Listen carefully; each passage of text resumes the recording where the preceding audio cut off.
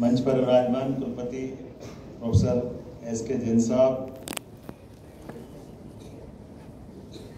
कुल सचिव मंसूरी जी, बोर्ड साहब, सिन्हा मैडम और आप सब, दीक्षांत और दीक्षारंभ ये दो हमारे लिए विश्वविद्यालय में आकर के एक अलग प्रकार का एहसास कराते हैं। सरल शब्दों में समझें तो किसी नदी के किनारे घाट पे बैठ करके लोटे से अपन स्नान कर लें, जल से स्नान तो होगा तो वो एक तरह से विद्यालय की शिक्षा के समान एहसास कराता है। 2 कदम और उतरे कमर तक पानी में या स्विमिंग पूल में अगर अपन डुबकी लगाएं तो वो हमको ऐसा लगता है कि जैसे हमारे हायर सेकेंडरी स्कूल तक पहुंचा रहा है। और थोड़ा सा और आगे बढ़े, अब स्विमिंग पूल हट गया सामने से और तालाब हो गया या नदी हो गई या सागर हो गया, तो जैसे उसका किनारा दूर हो जाता है और अपने हाथ में अपना जीवन हो जाता है, आप तैरो चाहे डूबो, वहाँ आने का एहसास मतलब विश्वविद्यालय में आने के समान हो जाता है। ये हमारा सौभाग्य है कि हम वहाँ तक आ गए। सभी दीक्षारंभ वाले विद्यार्थियों को मेरी अपनी ओर से बधाई। अब मैंने सरलता से बता तो दिया आपको कि वहाँ तक अब आप पहुँच गए जहाँ तक आपको पहुँचना चाहिए था। अब आपके हाथ में है तो कुछ अतीत के उदाहरण भी आप ध्यान रख लें। उस अतीत के उदाहरणों से आपको ध्यान में आएगा कि हमारे ही समान किसी शैक्षणिक संस्थान में आने के बाद अतीत के कुछ 2-3 उदाहरण देना चाहूँगा जो आपको भी याद है लेकिन स्मरण कराऊंगा। एक उदाहरण हमको एकलव्य का ध्यान में आता है, जो काल के प्रभाव में जैसे आज के समय में भी कुछ कठिनाइयाँ हैं, ये 5000 साल पहले भी थी। एक दौर ऐसा था कि जहाँ राजकीय बच्चों को अर्थात संपन्न लोगों को, अच्छे राज परिवार के बच्चों को पढ़ने के लिए विद्यालय में जगह मिलती थी। द्रोणाचार्य के आश्रम में कौरव पांडव पढ़ते थे, लेकिन पढ़ने के लिए लालायित एक बच्चा एकलव्य, वो बाहर से सुन करके अपनी शिक्षा में निष्णात हो जाता है, जो तीरंदाजी के मामले में उस समय का सर्वोच्च एकदम से सर्वश्रेष्ठ धनुर्धर बन जाता है। हमको मालूम है, खाली उतने पे मैं खत्म कर रहा हूँ। और उसी दौर में एक शिक्षा व्यवस्था ये भी थी जो उज्जैन में थी, जहाँ शांतिबनी आश्रम में भगवान कृष्ण और सुदामा की दोस्ती होती है। ये वही दौर है, अलग अलग नहीं, समाज एक जैसे ही चलता है। एक विद्यार्थी मैंने आपको बताया जो हस्तिनापुर के पास में आकर के शिक्षा ग्रहण कर रहे हैं, वो एकलव्य के नाते से हमने अलग पहचान बनाई। उज्जैन में शांतिबनी आश्रम में जिनने शिक्षा दीक्षा ग्रहण की, हमको मालूम भगवान कृष्ण 11 साल की उम्र में पढ़ने के लिए आए।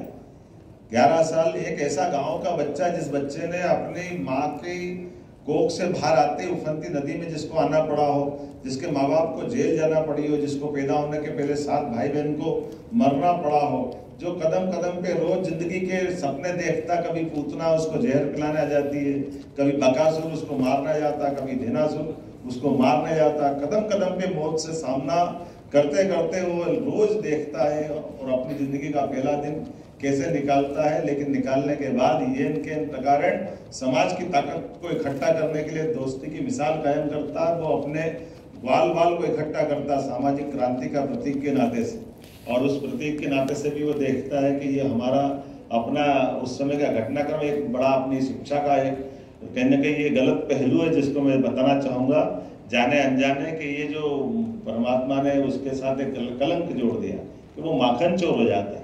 वो माखन चोर नहीं, आप कभी कल्पना करो ऐसे बच्चे की जो बचपन में पैदा होते ही अगर रोज उसको एक के बाद एक मौत से सामना कराने वाला दुश्मन कोई खड़ा है, तो बच्चे के मन में जब भी बच के निकलता हो पूछता तो होता है पूतना कहाँ से आती, माँ बताओ, या तो यशोदा माँ कहाँ से आती है, तो न कि कंस के यहाँ से आती है। जो कंस दुश्मन है उसको ध्यान तो जाता ही है। फिर कभी बकासुर आता, कभी कोई आता, तो उसको ध्यान में आता है कौन आते, कहाँ से आते हैं, बोले वो राजा है, एक बहुत दुष्ट राजा है, दुष्ट राजा है।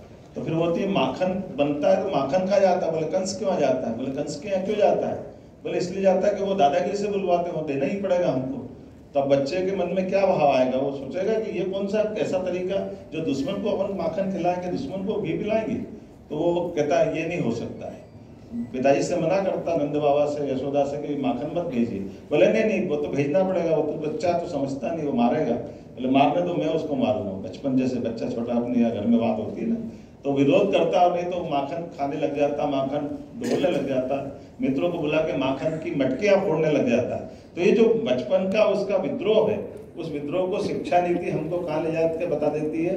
ये लाड़ प्यार में हम कहते हैं माखन चोर हो गया, जो बालपन से जिसका विरोध करता है। शिक्षा नीति की यहाँ आवश्यकता पड़ती है कि जो सच्चा ज्ञान हमारे माध्यम से आना चाहिए, कहीं ना कहीं इसका जो अभाव है वो नई शिक्षा नीति में हमको जड़ों से जोड़ करके माखन चोर नहीं, वो हमारा अपना एक स्वाभाविक रूप से विद्रोह वाली जो भाव है उसका सही रूप लाने वाला जो पक्ष है उसको लाने के लिए हम देखते हैं कि वही कृष्ण जब कंस को मारने के बाद पराक्रम करते हैं बड़ा भारी, तो वो जो ग्वाल बाल की टीम बनाते हैं। आप सोचो कोई कंस को मारने जाएगा, घर में मारेगा और बाकी सब उसके सेनाधिकारी वगैरह सब देखते रहेंगे।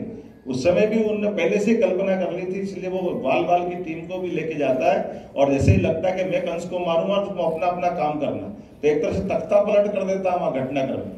और तख्ता पलट होता तब कंस का शासन का अंत होता है और उग्रसेन को राज्य मिलता है। और भगवान कृष्ण की शिक्षा का महत्व तब भी रेखांकित होता है, इतने बड़े पराक्रम के बाद वो राजा नहीं बनाए जाते। ये हमारी संस्कृति की विशेषता है। उनको शिक्षा के लिए उज्जैन भेजा जाता है। उज्जैन में आकर के कृष्ण भगवान 64 दिन मात्र पढ़े। 64 दिन में 64 कला, 14 विद्या और मित्रता की मिसाल कि शासन के सबसे बड़े पद पहुंचने के बावजूद भी एक गरीब परिवार के सुदामा से जो दोस्ती, उसका उदाहरण हमारे सामने आता है। तो ये हमारा दूसरा विद्यार्थी का उदाहरण है। और वो तीसरा महत्व का उदाहरण है कि जब आमने सामने सेना हो तब भी शिक्षा याद रहो। ये सबसे बड़ी हमारी संस्कृति विशेषता है। वो होती है विशेषता भी दिखाई देती है कि महाभारत के उस भीषण समर में जब एक दूसरे के खून के प्यासे लाखों लाखों सेना हो, ऐसे में भी हम अपने शस्त्र उठाने के पहले, हथियार उठाने के पहले हमारी शिक्षा की बात करना चाहिए, शस्त्र के पहले शास्त्र की बात आना चाहिए। तो कृष्ण को शिक्षा उस समय भी धन्य करती है जब वो अपने मुंह से मुखारविंद से गीता की रचना करते हैं। शिक्षा वहां भी याद रहना चाहिए जब एक तरह से जीवन और प्राण एक तरह आधार में लटके हो। लेकिन उसके बाद हमारे पास तीसरा एक और उदाहरण आता है।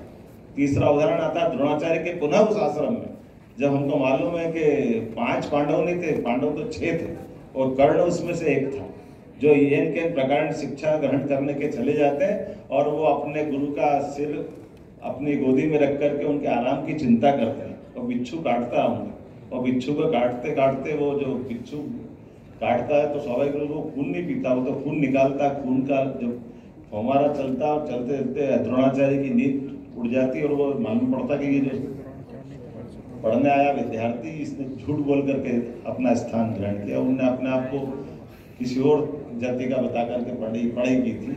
लेकिन शिक्षा के प्रति ये जो मैं उदाहरण दे रहा हूँ ये हमारी एक निष्ठा है। कृष्ण भगवान 64 दिन में वो सब कुछ सीख जाते हैं। जो हमारे अंदर टैलेंट है वो टैलेंट कैसा, मेरा भाव तो नहीं बताने का। कृष्ण भगवान के मन में अगर कल्पना आती है कि भाई मेरे को विद्रोह करना तो अपनी टीम भी बना के चलना पड़ेगा। फिर टीम की परीक्षा भी ले लेते हैं, वो कालिया नाग को मार के परीक्षा ले लेते हैं। वो हमको मालूम है कि गोवर्धन पर्वत उठा के सामूहिकता का जो लाभ है, समाज की शक्ति का जो लाभ है, ये भी एहसास कराते हैं। अब आधुनिक काल में आ जाओ तो शिक्षा के बलबूते पे सुभाष चंद्र बोस के जीवन काल को अगर अपन देखेंगे तो ध्यान में आएगा कि अंग्रेजों से लड़ना है, अंग्रेजों का मुकाबला करना है, लेकिन अंग्रेजों के सामने भारतीय लोगों की अपनी टैलेंट भी दिखाना है। तो टैलेंट दिखाने के लिए आईसीएस उस समय की पूरे एशिया की सबसे कठिनतम, जो आज की अपनी संघ लोक सेवा आयोग की आईएएस की परीक्षा होती है, ऐसी आईसीएस होती।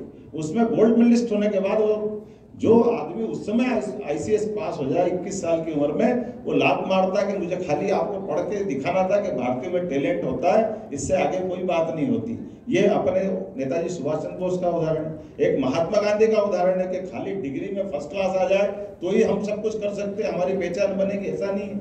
हमको मालूम है महात्मा गांधी जी के शिक्षा काल में वो कोई फर्स्ट क्लास पास नहीं हुए, लेकिन उसके बावजूद भी अगर हम पढ़ते हैं और दिल से पढ़ते हैं और पढ़ने के बाद अपनी राह चुनते हैं, वहां सफलता मिलती है। एक आखिरी उदाहरण देके मेरी अपनी बात समाप्त करूंगा। हमको मालूम अब्दुल कलाम आजाद का किस प्रकार से हमारे पूर्व राष्ट्रपति का जीवन है। उसी बात को उन्होंने जिया है कि केवल एकमात्र उन्होंने अपनी उनकी खुद की उन्नति का आधार अगर बनाया तो केवल उन्होंने कहा कि मुझे मातृभाषा में शिक्षा मिली, मुझे इस बात का गौरव है और मेरे आगे बढ़ने का सबसे बड़ा कारण है कि मैं तमिल में पढ़ा। तो ये जो अभी अपने अंग्रेजी के पाठ्यक्रम की बात आती थी, एमबीबीएस में लाए तो कई सारे लोग हम में से उसके विरोध करने लगते हैं। ये उनको तमाचा है जो अब्दुल कलाम के जीवन को नहीं समझ पाते, जिनने कहा कि मातृभाषा की शिक्षा का महत्व ये है कि हम जीवन के सब क्षेत्रों में समान रूप से सहज रूप से सोच सकते हैं और आगे बढ़ सकते हैं। तो दीक्षारंभ शिक्षारंभ में मुझे लगता है कि अगर हम इन सारी बातों को विचार करेंगे तो मुझे लगता है कि सच्चे अर्थों में दीक्षारंभ हमारा सिद्ध होगा और सार्थकता की भूमिका अदा करेगा बरकतुल्लाह विश्वविद्यालय में। मैं आज के इस अवसर पर इन उदाहरणों के माध्यम से इतना ही बताना चाहूँगा कि नई शिक्षा नीति जो 1835 को उखाड़ करके हमने दोबारा जब लागू की, वो इसी प्रकार के सांस्कृतिक ऐसे अनेकानेक उदाहरण भरे पड़े हैं, उनसे सबक लेते हुए शोध परक सांस्कृतिक राष्ट्रवाद से हमको जोड़ती हुई और दुनिया का भला करने के लिए जो हो सकता वो सब कुछ सिखाने के लिए, हमारे अपनी नई युवा प्रतिभाओं को मौका देने के लिए उनको परिपूर्ण रूप से नागरिक भी बनाए, जिससे वो देश और समाज की सेवा कर सके, बल्कि वो मानवता को धन्य कर सके। इस भावना के हिसाब से ये दीक्षारंभ की मेरी अपनी ओर से शुभकामना है। बहुत बहुत धन्यवाद। भारत माता की जय।